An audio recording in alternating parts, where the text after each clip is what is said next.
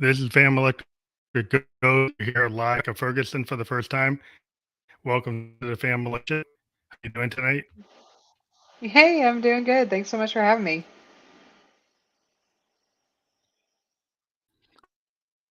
Well, we love to talk to people about this. We've been on the air since 2018. This is actually episode, if we go check, this is 903. This is Oh, Family wow. Electric Ghost Night, episode 3. We've been tracking it on Apple. We've been around almost to our 1,000th episode pretty soon. For some time this year, we'll probably hit that. So we're happy about that. So thank you for being on the show. And you can listen to us on Newsly. We are a featured podcast on Newsly, 2.0 Go month free premium subscription. And we will be on Newsly later tonight. So you can check us out there. So again, one of the things we like to talk about is like give the focus of this today's show. So what we want to bring up is I think this is the topic I wanted to talk about is Yeah. how to deal with trauma while you're surrounded by it. Yeah, that's a fun topic to talk about. So let's just go ahead and dive in. Um, trauma, I'll go ahead and just first say I'm Becca. I'm a licensed professional counselor in Northwest Arkansas, and trauma is actually my specialty. So that's what I do for a living is I listen and I work with women of all ages, well, adult women of all ages, and help them understand how their past is affecting their present and work through all the traumas that they've gone through. And so, how to work with trauma while you're surrounded around it is like such a difficult thing to process because, especially when, a lot of the clients that I have are women in the helping field. And so they're constantly, triggered and working through a lot of stuff. And so, yeah, trauma is a complicated topic for sure. So if you're working with like people in the medical profession, like nurses and doctors, and do you have people that they deal with that so much that they need to have like a different level of therapy because it's not just in their own lives, they're just witnessing all this trauma from all other people's lives, and it must get overwhelming. Oh yeah. So I'm actually there's different levels of mental health care, obviously, just like there's different levels of healthcare in general, right? But mental health care has outpatient and inpatient care, and I've worked in both forms of care. So outpatient is your run of the mill going to therapy for an hour and then going back home, and inpatient is usually what we see when people are suicidal or homicidal, or we get a lot of homeless people that come in to inpatient facilities that are having mental health problems, those things of those nature. Working with people in the medical profession, I work with a lot of therapists when I'm providing therapy, which I think is like a big part of it because therapists need therapy, right? We listen to people's worst Hmm. traumas all day long, the things that they wouldn't tell other people. And so I work with a lot of therapists, and yeah, it definitely can get overwhelming. It doesn't mean that we don't love our job, doesn't mean that we don't love what we do, right? It just means that sometimes we're like, oh my gosh, how many, like you hear the same story over and over and over and over again, right? And then you're like, um, Hmm. we call it burnout, is what we call it, right? Where Yeah, we're I would wonder, listening yeah, to how the you same process thing. that. Yeah.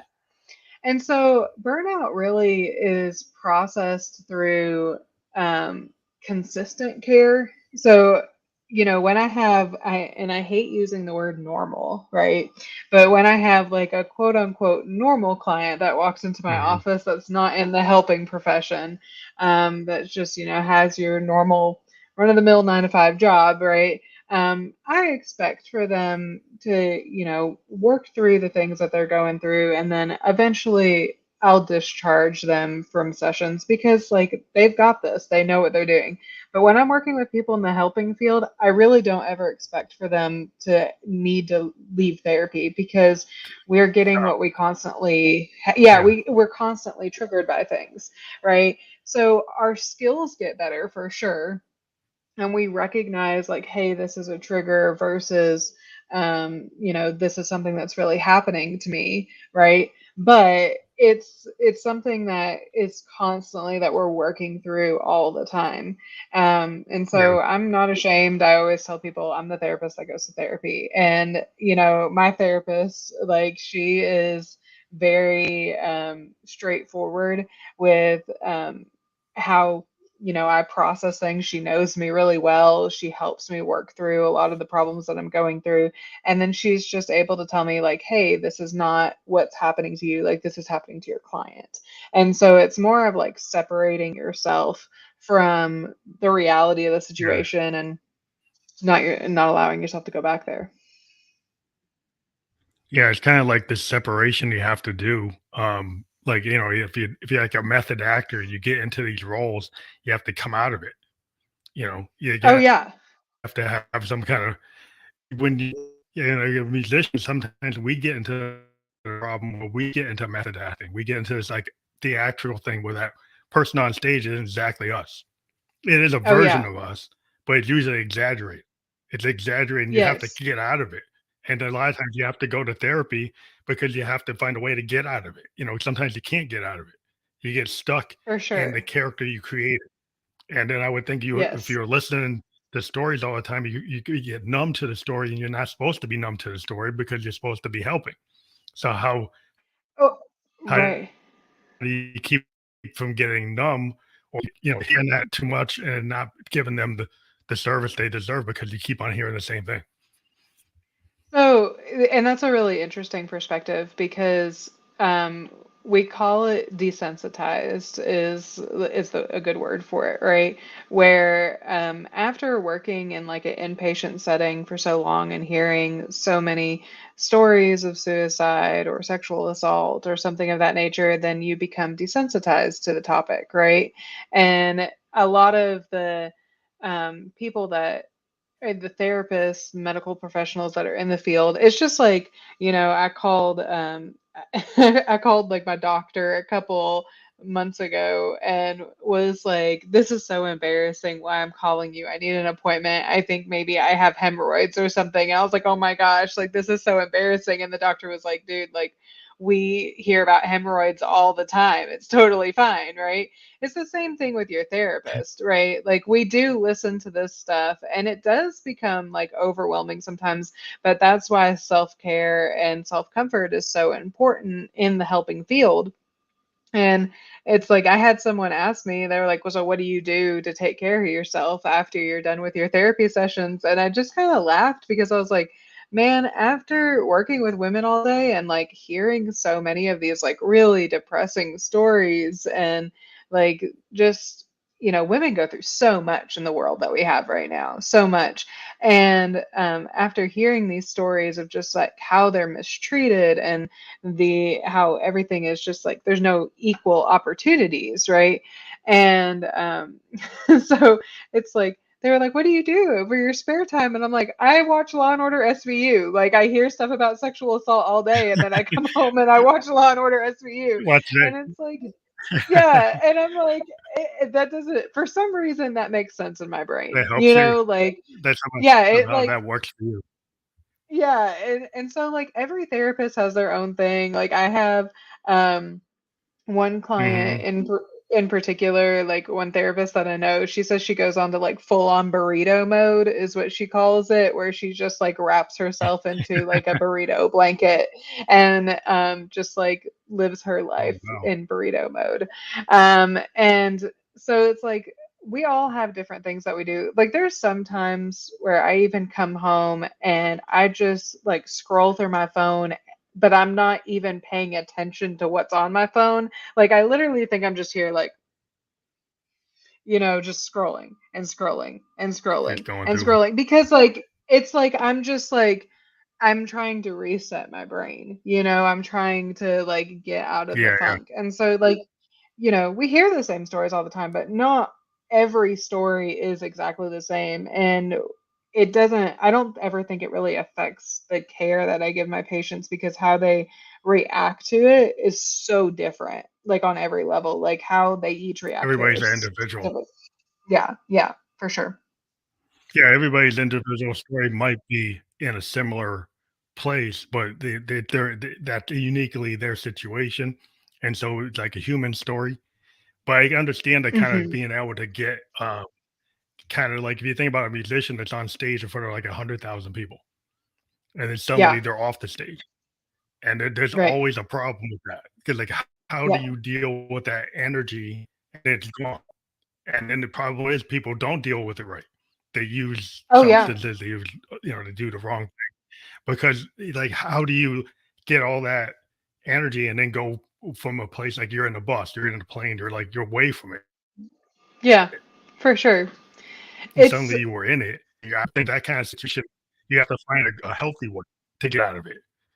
Yes. And I think like, which fun fact, before I became a therapist, like really like public speaking is one of my big fortes. I can literally like pull anything at my butt and like talk about anything. Like I'm just like that's just one of my talents.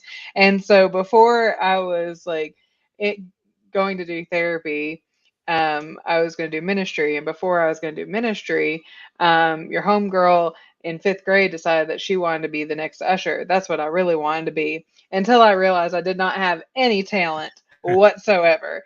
Um, but I used to have like a stage in my bedroom. Like, and I say a stage because it was a piece of plywood on the carpet.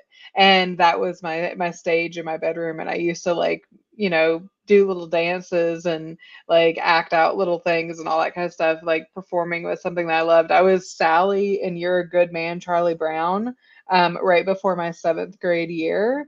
And so I was like, I was the stuff. So I understand that it's like that. It's that come down. And I remember, actually, I think it was wow. You're bringing up all sorts of memories. This is how trauma works, by the way. But yeah, like I remembered that opening night of Your Good Man, Charlie Brown, and then coming home and. It was like I was wired, like I was just like, wow, that was an insane experience, right? Um, so I wouldn't, I don't know if like therapists in particular have that same thing, but it does take me a little bit to turn off therapist mode sometimes And because, kind of like, come if you down and ask turn off. Yeah, yeah. yeah, like my husband sometimes he'll be like, "Stop therapizing me," and I'm like, "Okay, sorry," like because sometimes he'll have something that's going Let's go on, and on. then I'm like, "I have to fix this. Like I have to help him through it." But it's like I can't be a therapist to him. And so he either gets like two different responses from me. It's like either he gets the like completely dissociated Becca, where it's like I'm pretend like I'm listening, but I really don't have the ability to listen to him right now because I've listened so much that day. Or he gets the like, I haven't had enough clients and I'm gonna really fix this problem for you. And so he gets like two different versions of me. There's no like happy middle for that. So yeah.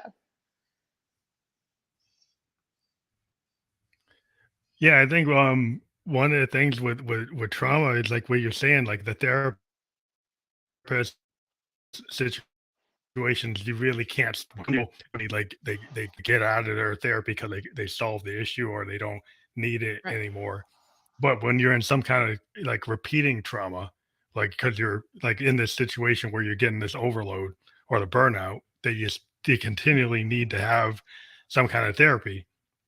So Yeah. is this idea like in your situation, you really can't get over that then, right? That So you continually have to like have some sessions because you're constantly in the triggering environment. So, I I tell a bit when words are working, I promise you. But when people tell me like get over something, right? I tell a lot of people all the time, let's change the narrative, which is like a fun way of saying like we're going to reframe this topic, right? And so, um, a lot of the times when people are really heavy in trauma, the first thing that they'll do when I say, "What's your goal for therapy?" They'll be like, "I want to get over this," and I'm like, "No, you can't do that." And they're just like, why not? And I'm like, because you're going to be dealing with this for the rest of your life, right? Um, so, what I tell people is instead of getting over our trauma, we want to get through our trauma. Okay. So, the way that I Get it? explain this I mean, is like, a big hedge, right? Like you remember that movie Over the Hedge from a couple of years ago with mhm. Hammy the squirrel? Yeah, okay. So it's like I imagine it like that hedge from that movie where it like never ends on either side and there's a big like suburb on the other side of the hedge, right? So when people tell me that they want to get over Right. their trauma, yeah, I'm over here. I'm like, dude, what would happen if you got over your trauma, like you got over that hedge, right?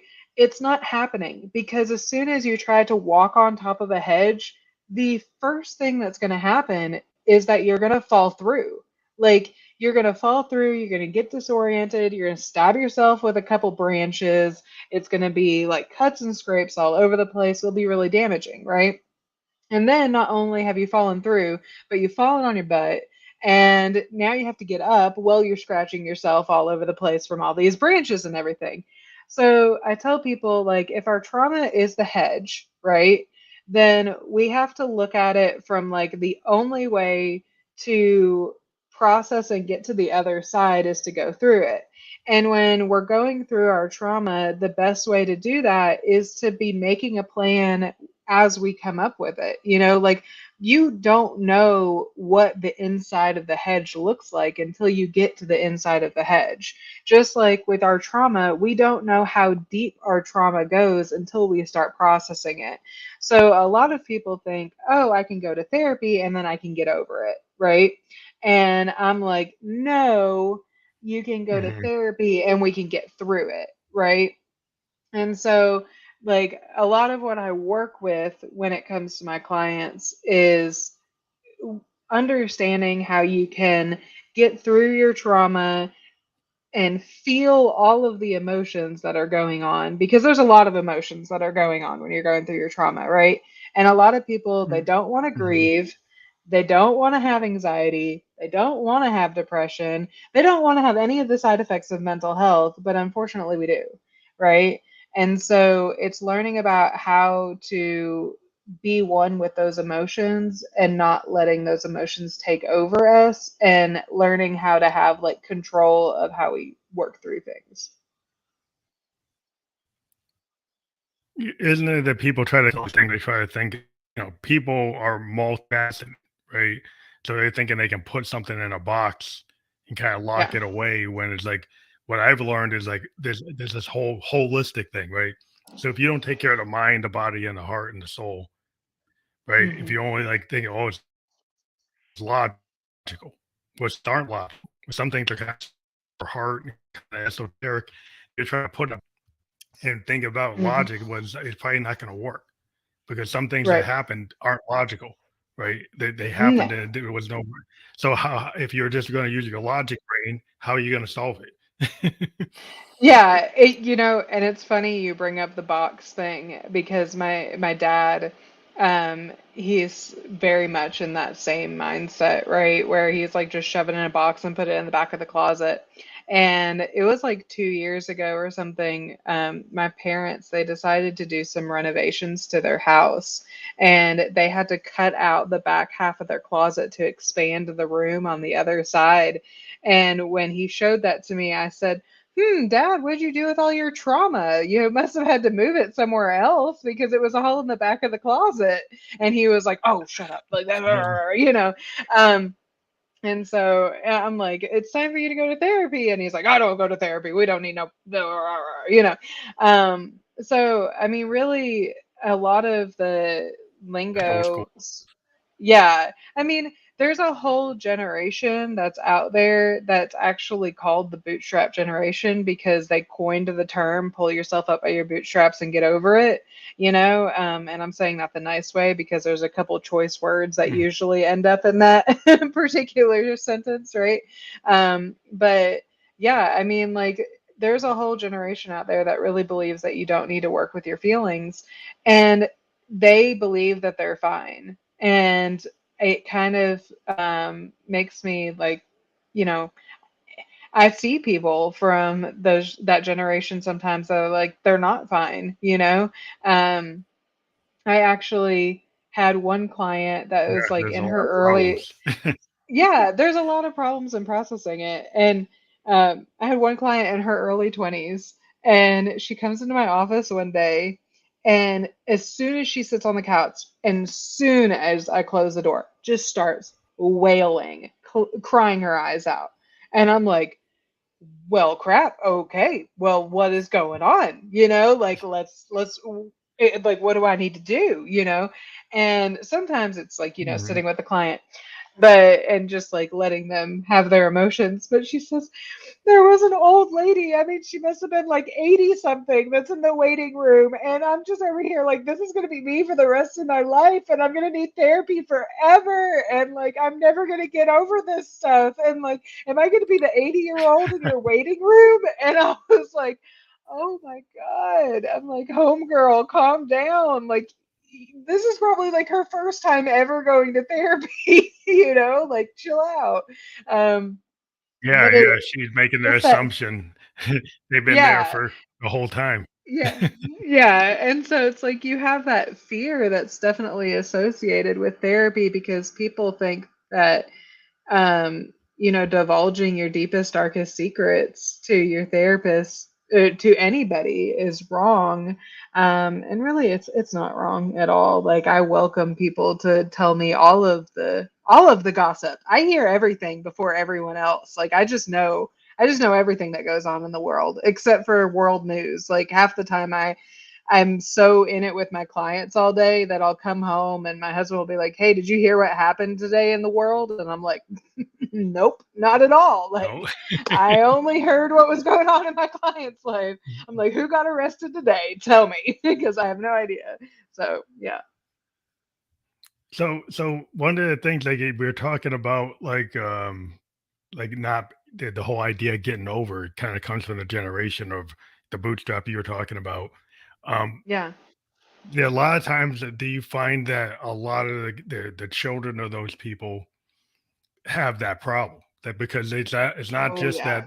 they won't they didn't do it, but they kind of taught their kids and their grandkids all have that problem because you are the child of your parents, right? And so like if your Yep. parents don't believe in therapy or if they've Oh, got yeah. reasons why they say, oh, that's not what you should do. You should just is that do you run into a lot of people that have that problem like the first time they get with you that was a big step for them because they probably would Oh, have yeah. never they most of the time that voice in their head was, oh, I shouldn't even be here.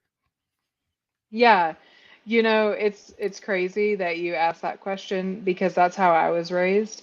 Um, I don't I say my parents didn't believe in mental health. I don't know if they knew that mental health really existed. Okay? Like, I think that my Mhm. my dad was so shut off to the idea that feelings could control different things that you do in your life, right? That, like, he wasn't willing to participate in that type of idea. My mom, on the other hand, she can be a little bit more open when it comes to that stuff.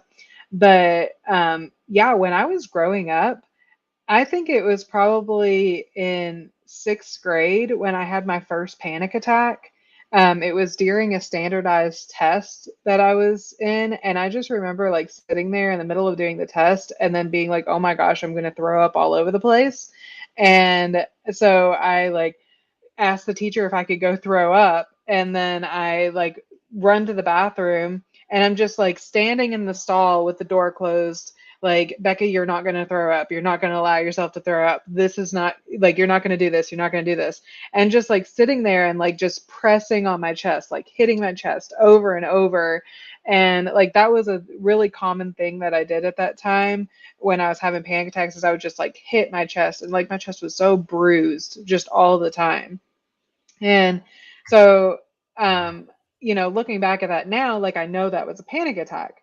But my mom took me out of school early because they thought that I was sick. And so she scheduled a doctor's appointment for the next day. And I was fine the next day. Like I had no problems the next day, right? And so the doctor ended up putting me on acid reflux medicine because Oh, wow. there's no You didn't way that even it think could have about been anxiety. It was like stomach it. Mhm. issues, right? And so I took acid reflux medicine from all of middle school and all of high school, um, in order to help. And obviously, nothing changed. I remember, I had, looking back on it now, obviously I had so many panic attacks, and I did not even know that's what it was. And I attempted suicide when I was in seventh grade and when I was in eighth grade. And both of those times, like I didn't even really understand what was going on. I just knew that I didn't want to live that life anymore.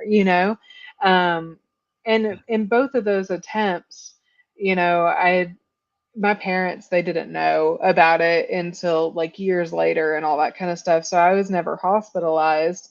So I only really told like a select group of people. But and my friend, I was actually talking about this with a client the other day. I was like, yeah, and now I'm looking back at it, and is my first suicide attempt was right before Valentine's Day. And I remember my best friend at the time got me a Valentine's Day present, and it turned from a Valentine's Day present to a I'm glad you didn't kill yourself present. And so it's like we all have like these different, experiences when we're younger. But I did not know that mental health and anxiety and depression existed until I went to college. And so, my freshman year of college, I had lost 80 pounds over my senior year of high school. And after about 40 pounds, I'd asked the doctor, I was like, hey, I'm not losing any more weight. I need help. And so he put me on phetermine, which is it's speed for weight loss, basically. And so if you want to try an addiction, then go for phetermine. No, please don't. Actually, that's a really bad idea. But I definitely was like really into that. And I was like, it was so much stimulation because it's a stimulant, and I lost a lot of weight on it, and people were finally giving me attention for the first time in my life. And then I went away to college, and people were giving me attention then. And when I ran out of my prescription for the phetermine, I ended up starting to starve myself. And so I would go like 4 or 5 days without eating, and then I would have like a roll with some peanut butter or like a tiny Lunchable or something of that nature. And because I just had so much fear surrounded around food and what people thought about me, and it was really difficult for me to eat. And so it was maybe like 2 or 3 months into my freshman year, and I had gone a couple days without eating. I had told one person that I went to that I became friends with pretty quickly. I said, hey, I've been starving myself, and he wanted to tell a professor, and I was like, no, it's totally fine. I got this under control. But I had passed out. And when they found me, I was like, he knows what's going on. They wheel me over to the nurse's office, which is just like, you know, going in a wheelchair across campus. No one ever wants to do that. Like, that wasn't fun. Made me drink orange juice, which I think orange juice is absolutely disgusting. And then they were like, you're going to get set up with therapy. And I was like, oh man, this Oh, sounds awful, because like I had been told, like I kind of knew that therapy okay. was bad because that's how I was raised, right? And so it's like we don't talk about our Yeah. feelings, right? Like we don't talk about that. That's private, right? And so don't mind HIPAA because like HIPAA is privacy, but like we don't talk about that with even anyone that's Yeah. protected by HIPAA, right? And so um the therapist that I had, I mean he was okay. He wasn't the best therapist in the whole entire world. He did tell me that he wouldn't diagnose me with an eating disorder because I wasn't skinny enough to have an eating disorder. So that was not a fun thing. If you're a therapist, don't ever say that to a client that has an eating disorder because that's a bad therapist thing to say. Yeah. Um, Doesn't sound like it was very yeah, that wasn't not a really very well trained. yeah. Well, maybe It that was was not a where the very medical profession helpful. was. That's maybe the problem. Yes, Did and you that's the find that thing. there's a lot of problems with the way women are treated, like in the medical profession or even in therapy, in terms of like not understanding, like they're giving you amphetamines. It's like then Oh I think yeah. it's like there's like it doesn't look like they're really well thought out or well Mhm. researched or understanding, or maybe having preconceived conceptions about women and making bad choices about how they should the situation or treat Yes. the issues. So, yes, because I'll tell you, just being, you know, eh, being through the system myself, and weight has been a theme throughout my whole entire life. And so, you know, that experience that I had, I've flipped flopped back and forth. I've lost weight, gained weight, starved myself, haven't starved myself. It goes flip flops back and forth, right? But, recently I was going to a doctor and saying, like, look, I had just lost all this weight and now I'm gaining back weight like nobody's business. I can't stop eating sometimes, but then other times I'm really eating less than 1,000 calories and I'm still gaining weight. And I'm like showing them all these things. Like I've looked up insulin resistance, I've looked up, early signs for diabetes, and all this kind of stuff. And I provide all of these things, all these tests, all these things that I do. Well, it's low, but you're still within normal range, so you should be fine. And I'm like, should be fine and am fine are two totally different things. So it's like, I need you to take me seriously. Mhm. But I mean, women just aren't taken seriously. And then you get on the other side of the coin with women that are helping professionals, and you find women that are going to female doctors, um, so they can feel like they're being heard.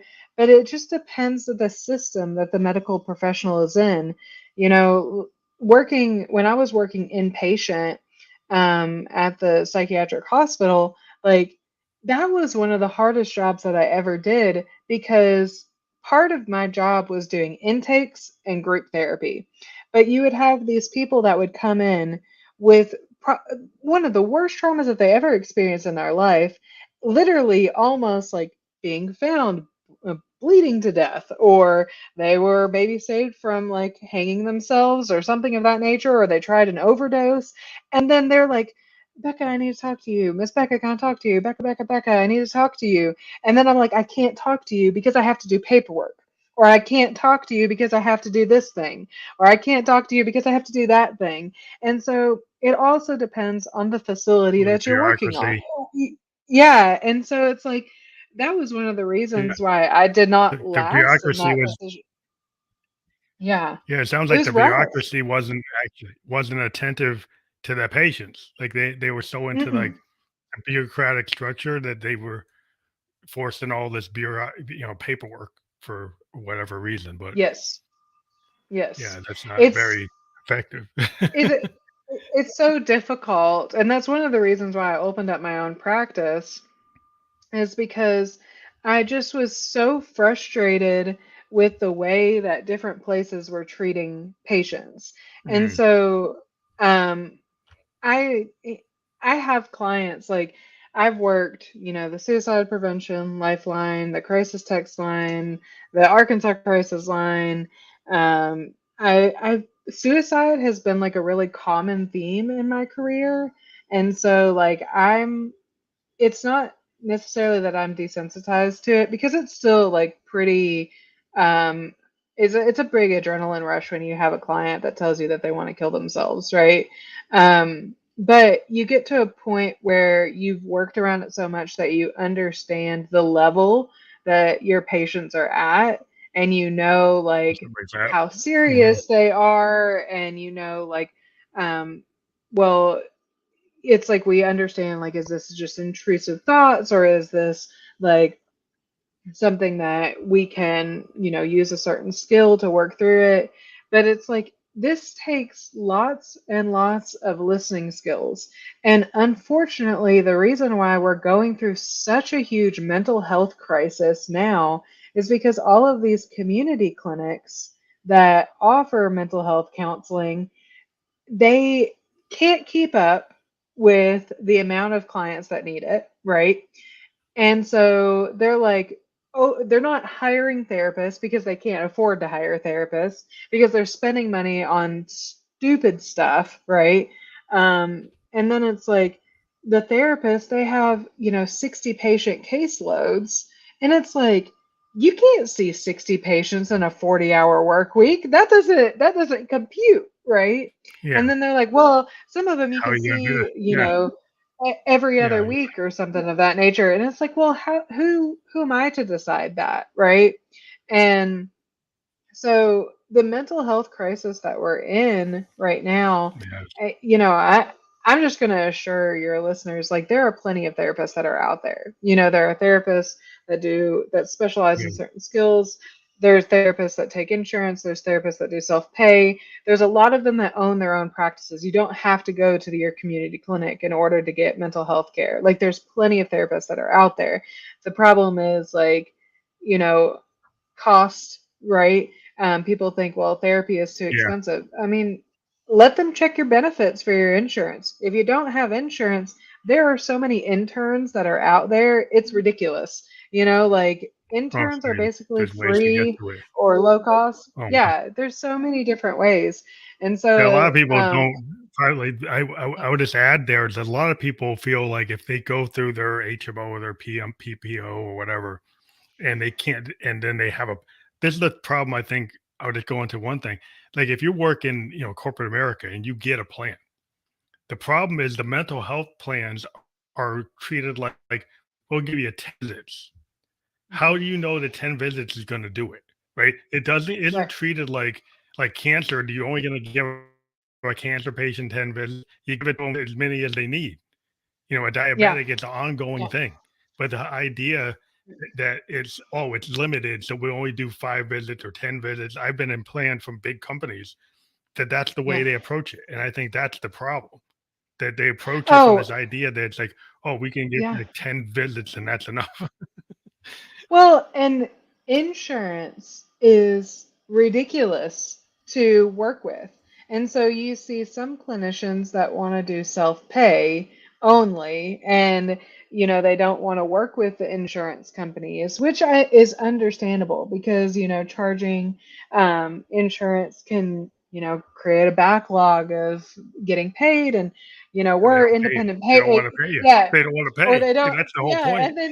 and then you're over here, you're like, oh my gosh, like it's like your therapist is over here struggling for money because they like you don't know how many therapists that are out there that a very common theme among all therapists is just guilt because we can't help everybody, right? Mhm. And so we get people that are like, I can't afford this. And then it's a horrible feeling as a therapist to be like, well, I can't afford to keep you pro bono because I have to put dinner on the table, Well, you right? gotta pay your And then mortgage it's too. yeah, and it's like how do you turn someone down that you could do amazing work with, right? That it's like you can't afford to keep that person as a client because you have to feed yourself, right? And so I definitely a lot of the insurance stuff that goes on, you know, we need really good mental health benefits across the board in the United States.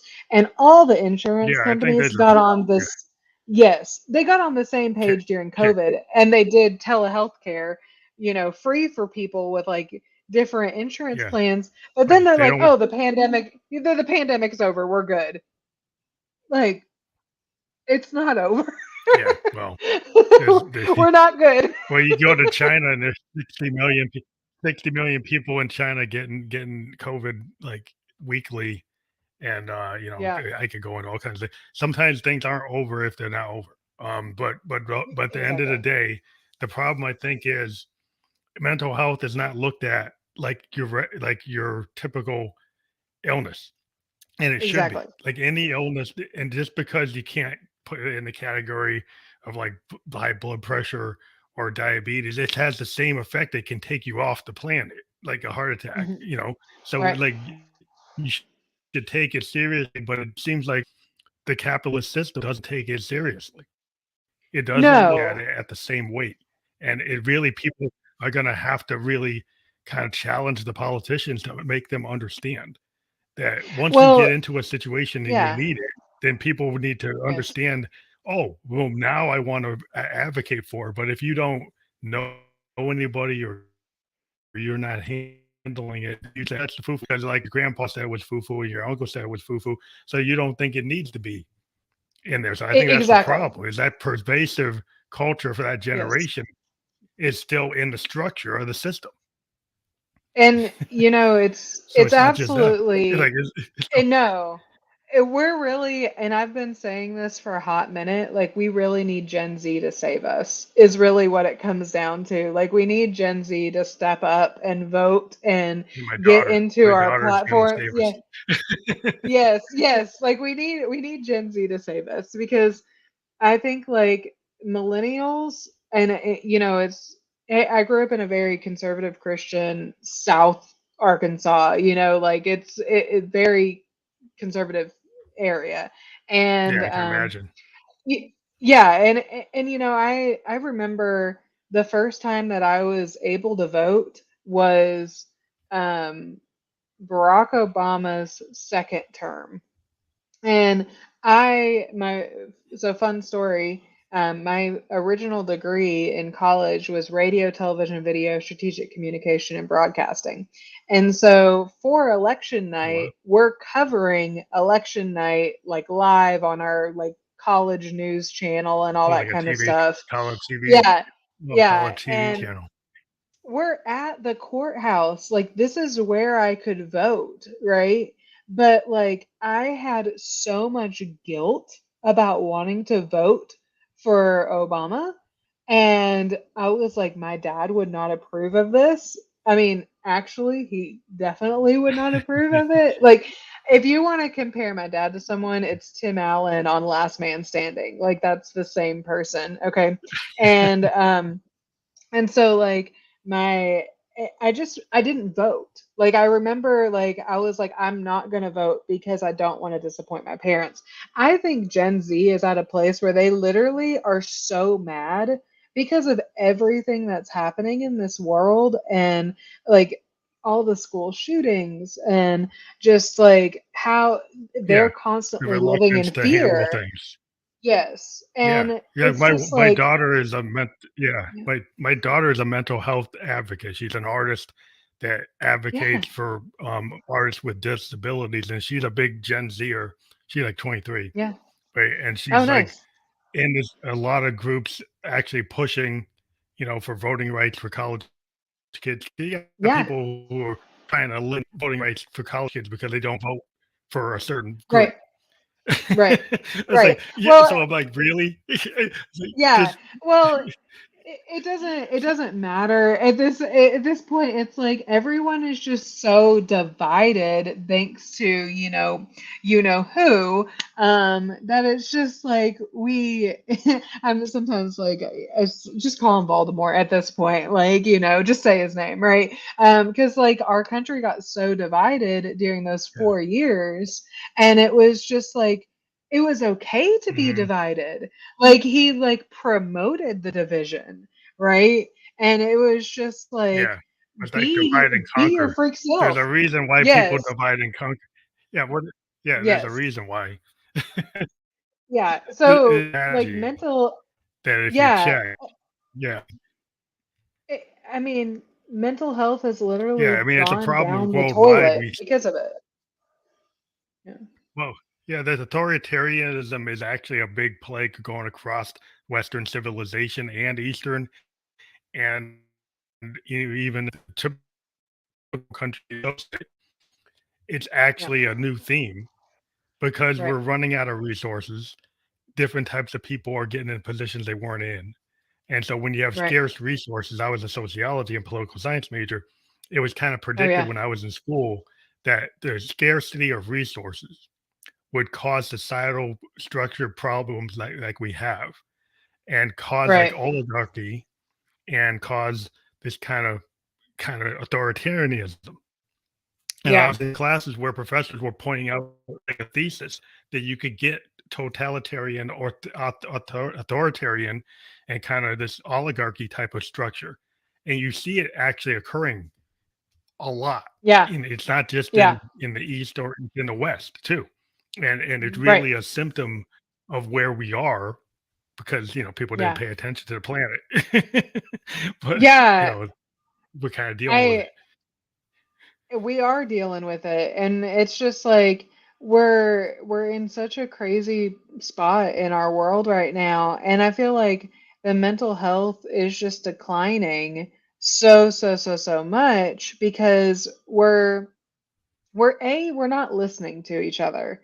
Like Mhm. we're told that we can be around people and not listen to them, and I think that social media has played such a big role in that. Like you can just unfollow someone that you don't agree Yeah. with or something like that, which I mean, like, boundaries are good, don't get me wrong, but then we also have the opposite end of the spectrum, which are the keyboard warriors that just say a whole bunch of crap on social media all the time. And I mean, I can't tell you how many women I work with on a daily basis that are, upset in tears about the standards that they have to uphold on social media to It's let the terrible. world know that their life is good. And I'm like, you don't have to put shit on social media if you don't want to. I mean, like, you can But it's do a peer whatever. pressure. Yeah, it's like a peer Yeah. pressure, and even think about the kids.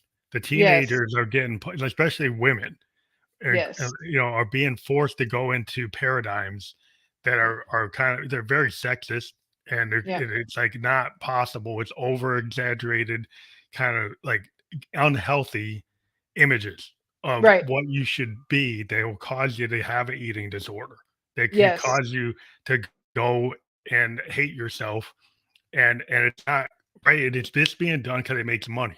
The problem I Right. have, is that you have systems that don't have the consider morality or consider justice. You just like, oh, if it makes money, that's okay. So tell the kids to do a TikTok challenge Right. that actually can put them in a hospital.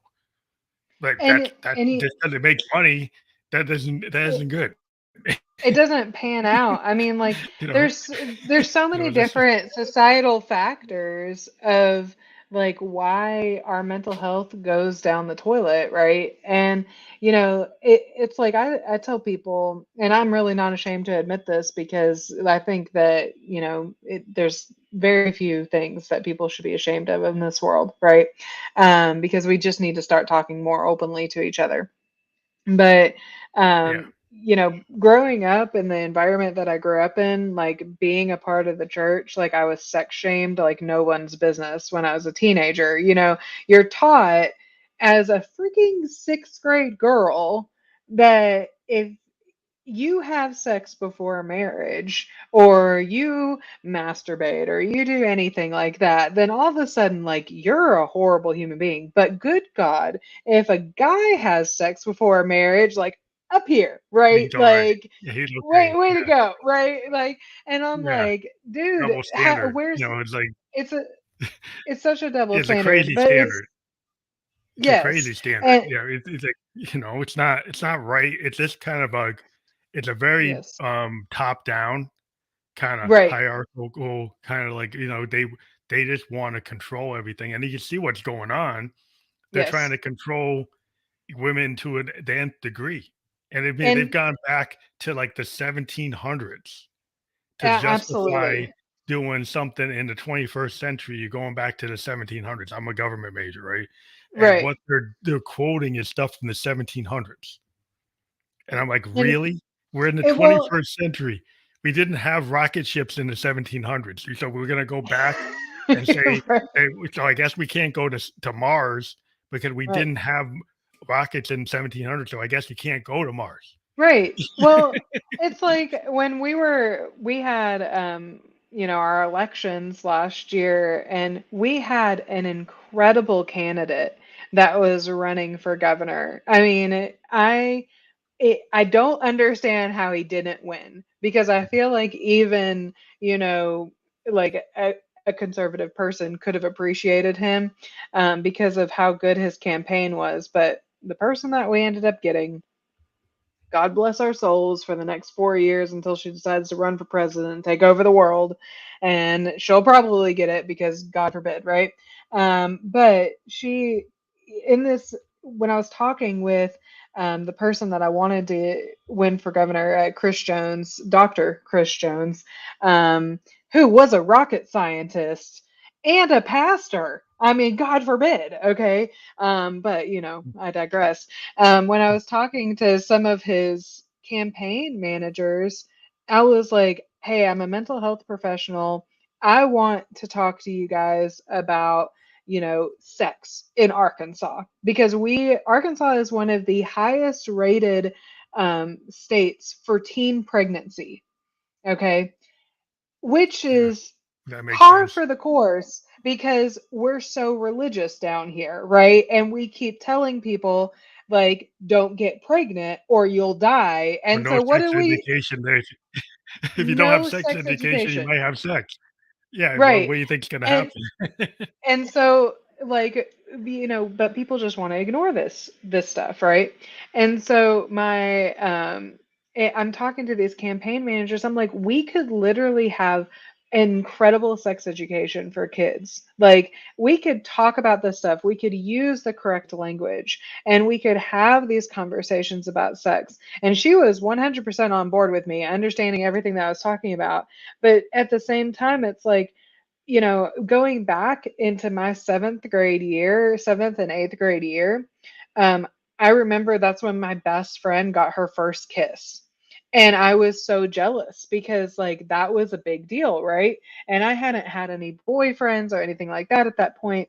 And so I remember getting on my desktop computer, which was, the family computer, and Googling how to kiss, right? And what was the first thing that popped up? Pornhub. Yeah. Okay, like that's Oh, yes, literally what it was. that's And not the then, best thing to happen. right. And so it's like, then I remember, like, clicking on those links and watching those videos, and then being like, I don't look like any of those women. I'm not able to do any of those things. And then literally going and making myself sick so that way I could look like those women, right? And it's Yeah, that's like, the problem this with is what, the internet.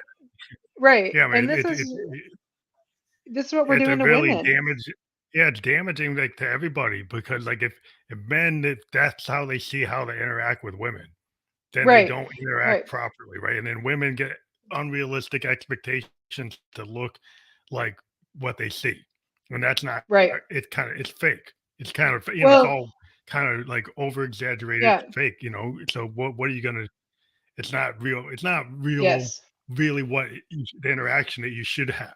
Not that you make a And judgment, people can do whatever they want, but it seems like it's yeah. more derogatory and it's taking advantage.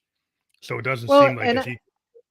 yes, and I tell people all the time, I'm like, if you're gonna watch porn, go for it. Watch porn safely. Like, don't download shit. God forbid, don't do that, right?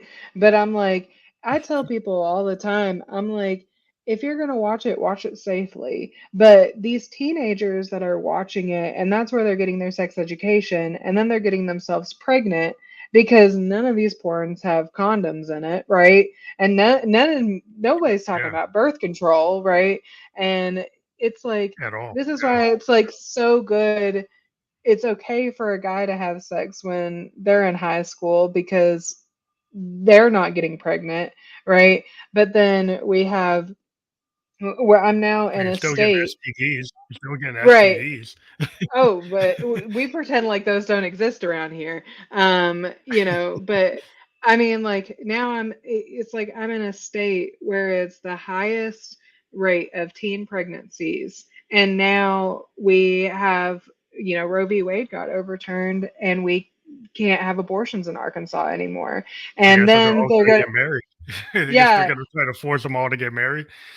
oh yeah, and then all of a sudden it's like, well, our foster care system is going out of control and we have too What do you many expect? kids.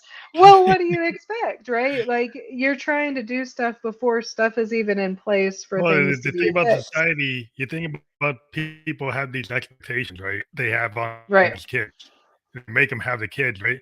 But this isn't the Right. age where you could go work in a factory and then buy a house. This is the No. age when you go work at McDonald's and you can't afford an apartment, right? So, No, I so know. the idea. Yeah.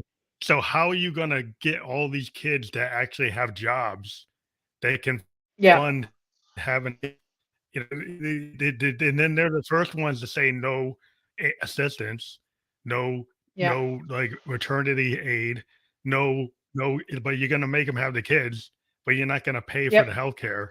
You're not gonna pay for the Right. food. You're not gonna. So how? Right. What is it? Seems like punishment. What are you just into punishment, Right. or you really care about life? My whole point is if And you really care about life, yeah. then you should pay for all the kids. Exactly. And but that doesn't compute. And so it's like It's I not. I really like this is I really think that mental health is so vital to this because all of these politicians, especially in Arkansas that are coming up with these things, y'all need to go to therapy and y'all need to get therapy from a liberal therapist so you can understand which way is up, right? But I mean like It's I'm all very repressed. They already got a lot of repressed feelings. I mean, they got a oh lot of, yeah. like you said, Yeah. they're running like the 70-year-old, 80-year-old Yes. mentality, Yes. pointing to a very small group of people that seem to have enough money to give them money, right? To keep the Exactly. people on pushing these ideas that Yep. don't fit the 21st century, don't Yep. fit the global environment, right? Right. Most companies are internationally global. They deal Right. with people from all over the world, all different types of people. Right. So you suddenly Yep. are going to tell an international corporation that you don't like this type of person or you don't Yep. like this type of thing. But those international companies, they're not going to do that, right? No. So No. so how is your kid going to compete, Right. Yeah. right? Uh, It doesn't. It just doesn't Doesn't pan compute. out. It Doesn't compute. doesn't. It doesn't. No, you're right. That the numbers don't add up, and it's like I I wanted to, part of my mission and being a therapist is I want to be real and authentic, and I want people to know what they're getting when they come to therapy with me, You're real. and I like the fact that you're willing to talk. thank you. The way you're talking because a lot of people it kind of shows the realness in your approach because some Well, people I are appreciate not that. willing to speak what we've been speaking. I think that it's very scary to, in the world that we live in, it's just like when Roe v. Wade got overturned, I saw this one person that had this bumper sticker on their car that said, it was something in support of Roe v. Wade. And I was like, oh, I want to get something like that. And I just remember my husband saying, like, I love you and I support you and I support you and like all women. He's like, but if you get that here, like I'm afraid for you. Like we Yeah, yeah. live You make yourself a target. it. Yeah, Yes, yes. And people don't, they're like, oh well, the people that don't care, they're like, Psh. And I'm like, you don't understand what women deal with. Like women don't even want to talk to women about their feelings on these topics because there's some women that don't even want to support women because they've been yeah. so ingrained with these ideologies from different religions and cultures and whatnot, and it's like we're But it's not allowed to think the outside the box. conditioning. It's people who have been Yes. yeah, but people have been conditioned and you got, it's kind of like, when people don't vote their self-interest, like in political science, one thing we would study is like you get a person that's like blue collar and they're voting for the interest of a free oligarch. The Right. oligarch doesn't want to pay for the bridge, doesn't want to pay for the fire department, doesn't want to pay for their school. And then somehow the blue collar guy working at the factory aligns with the oligarch and doesn't understand that like they're not likely to be that oligarch. And they Right. actually have some people in their family on social security disability, on Medicaid, Right. Right. getting aid for I dependent families with children. And somehow they think that maybe they're going to win the lottery and be Yeah. that guy? They're probably not. Yeah. And so, like, they vote against their own interest and thinking that Yep. they're going to line with the boss. When Yeah. are And you it going to doesn't be like in the boss's neighborhood? When are you going to live there? it doesn't work like that. And I feel like that's part of the reason why I try and be like as authentic as possible, and I try to make mental health care, I know you've had my link up a couple times for my online courses, and this is a big part of what I decided to do because I noticed that I was talking about trauma and talking about so many different things, right?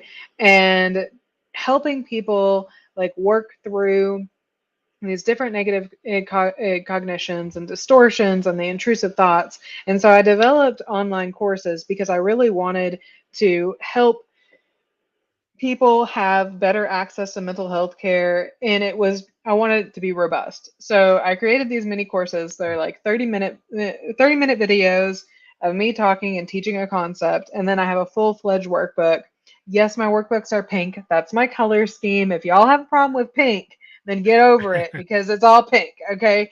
But I made them really accessible. They're $27. I'm giving 10% off with the code GHOST for all of your listeners. So if you're listening to this and you want to go check out my mini courses, it's beccafergusonlpc.com/online courses. And you can use the word ghost for any of my mini courses. Those are the ones that are $27. I have one on the window of tolerance, SMART goals, the wise mind, and my favorite is self-care versus self-comfort. So if you want to check those out, you're more than welcome to do that. I think that's Um, a great thing to offer to our audience. And I think people need to take the first step because, like, a lot of times people have been conditioned, they're not able to live the life they want to. And when they take the first step of actually realizing there's something wrong, actually, taking that step, that's a big step. And when you have yeah. people like yourself who are willing to help people, and having online is good because then you have that access when you don't necessarily have to go through the Yeah. structure we were talking about where the bureaucracy. People can get to people the help they need and don't Yes. despair because there are people out there that can Yes. help and you can maybe set them on the right direction. And I think that's always good because people Mm, need to be present, people need to be aware, mm. and then start to listen to their own inner voice, and then you Yes. make feel that if you're not feeling right, then maybe you need Mm. to do something about it. I So I think that, these courses are like a really good first step because it's therapy without therapy, if that makes sense. Like you're mhm, listening to the video, you're getting, all the advice from a licensed professional therapist, but at the same time, like you're not making yourself vulnerable to where you're telling all of your deep dark secrets to someone. And so like this is a good place for you to start and do some reflection on your own and then decide if like that therapy world is something that you want.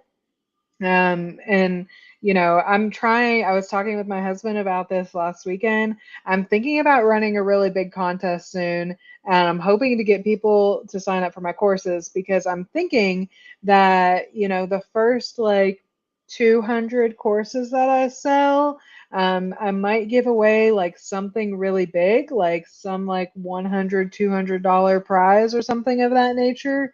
And so I'm looking for yeah, that's people to cool. hop on and get those courses. If you're not going to get that course just for the therapy part of it, get it so you can win something because I'm going to do a big prize, and I am like very determined to get these courses into the hands of everybody that I know. And so yeah, if you got $27, really it's like 24.50 or something like that with your discount code. So go ahead and get on there and get these courses and learn something about yourself and spread the concepts to other people too. Well, thank you for being on the program. I appreciate the coupon code of Ghost for the 10% off the mini courses. I think that's cool for the audience to check that out. And Yeah. you know, I am a firm believer in talking to therapists, and we had many therapists on the show. We started to expand that last year Mhm. from just talking to musicians and creators. We'd start realizing that you need to be kind of expansive and talk to Yeah. like all types of people, because a lot of creative people or any types of people need help, and we didn't want to just be talking about music all the time, so we expanded our approach and Yeah. our content to be wider. And Yeah. it's been a really cool thing to be able to talk to people outside my area of expertise. But it's yeah, I've been able to do it, and I think it's cool to bring voices like yourself on the show so people can Yeah. hear what that's about. And I think this website will help people. That will be clickable on Yeah. Facebook and YouTube and all the other places. Like I said, we'll have a landing page for your audience where they can listen or watch the podcast wherever they want to, and that link will be clickable when it's on like Apple or Spotify or iHeartRadio or Amazon, the different places that we're going Yeah. to be at. So Love that it. will be easier for them to get to it because you'll just be able to click through on it. So thank you Perfect. again for being on the show. Yeah. Thank you. Have a great night and on the Fan Electric podcast.